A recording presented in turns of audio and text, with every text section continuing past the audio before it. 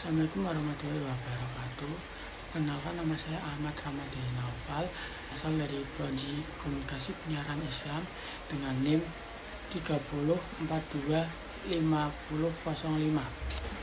Saya di sini akan membawakan tugas dari dosen saya yang bernama Adib Auliah Fasya MSI yang berjudul Masa Keemasan Islam, atau yang sering disebut juga dengan The Golden Age of Islam. Masa keemasan Islam dimulai sekitar abad ke-8 Masehi, tepatnya pada masa pemerintahan Daulah Abbasiyah yang berpusat di Baghdad. Saat itu khalifah yang terkenal adalah Harun al-Rashid dan Al-Ma'un. Di bawah kepemimpinan mereka, Islam tidak hanya berkembang di bidang agama, tapi juga di bidang ilmu pengetahuan dan kebudayaan. Baghdad dijadikan pusat ilmu pengetahuan di dunia. Banyak ilmuwan dari negeri Arab, Yunani, bahkan India serta Persia datang untuk belajar meneliti di sana. Di masa inilah didirikan lembaga yang terkenal bernama Baitul Hikmah atau House of Wisdom, yang menjadi pusat penerjemah, penelitian, dan pengembangan ilmu pengetahuan. Melalui Baitul Hikmah, banyak karya ilmiah yang berasal dari Yunani, Persia, India yang diterjemahkan ke dalam bahasa Arab.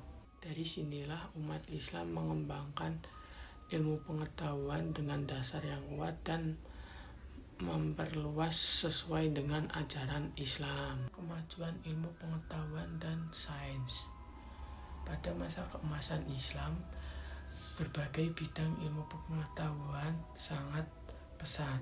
Dalam bidang kedokteran misalnya, yang terkenal yaitu Ibnu Sina, yang menulis kitab terkenal Al-Qanun fil Al-Tib, kedokteran yang menjadi pedoman Eropa selama berabad-abad. Ada juga Ar-Razi yang dikenal sebagai dokter pertama yang bisa membedakan cacar air dan campak.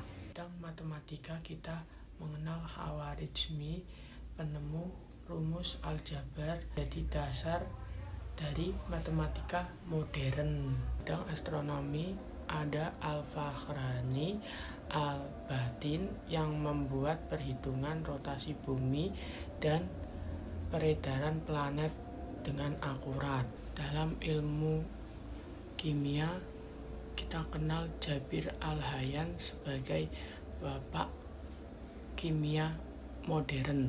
Kita menemukan banyak eksperimen dasar dalam laboratorium. Kemajuan sosial dan kebudayaan. Masa keemasan Islam bukan hanya ditandai oleh kemajuan sains, tapi juga oleh perkembangan sosial dan kebudayaan. Baghdad, Cordova, dan Kairo menjadi pusat kebudayaan dunia yang ramai dan indah. Bangunan-bangunan megah, perpustakaan besar, dan lembaga pendidikan dibangun di mana-mana. Perpustakaan Dar Alim di Cordova memiliki lebih dari 400.000 buku. Pendidikan menjadi hal yang penting dan siapapun, bagi laki-laki maupun perempuan, diberi kesempatan untuk belajar. Arsitektur Islam juga berkembang pesat, ditandai dengan munculnya masjid-masjid indah seperti Cordoba, Masjid Alhambra, Masjid Samara.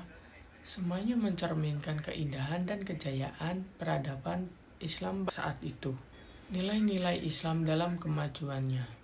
Satu hal yang sangat menarik adalah bahwa semua kemajuan itu berakar pada ajaran Islam. Al-Quran dan hadis mendorong umat Islam untuk mencari ilmu, berpikir kritis, dan mengembangkan pengetahuan demi kemaslahatan umat Islam. Menjadikan ilmu sebagai bentuk ibadah, mereka percaya bahwa dengan memahami ciptaan Allah melalui ilmu, mereka semakin mengenal dan mengagungkan kebesarannya. Di kemajuan Islam pada masa itu bukan semata karena politik atau ekonomi, tapi karena kekuatan motivasi spiritual untuk menegakkan ilmu dan kebenaran.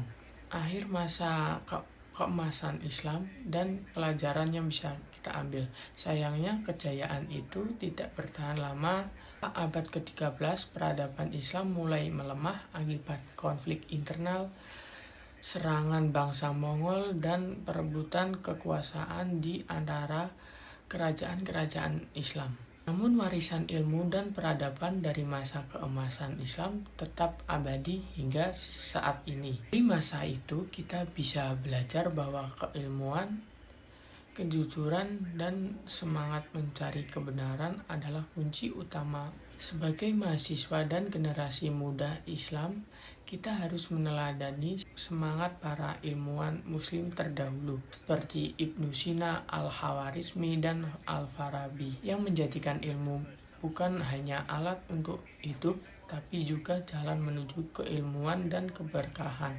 Teman-teman, The Golden Age of Islam adalah bukti nyata bahwa ketika umat Islam bersatu, mencintai ilmu, dan menjunjung tinggi kejujuran serta nilai-nilai di dalam Al-Quran, maka kemajuan besar bisa tercapai. Semoga kita semua bisa menghidupkan kembali semangat itu dalam dunia modern saat ini. Sekian dari saya. Wassalamualaikum warahmatullahi wabarakatuh.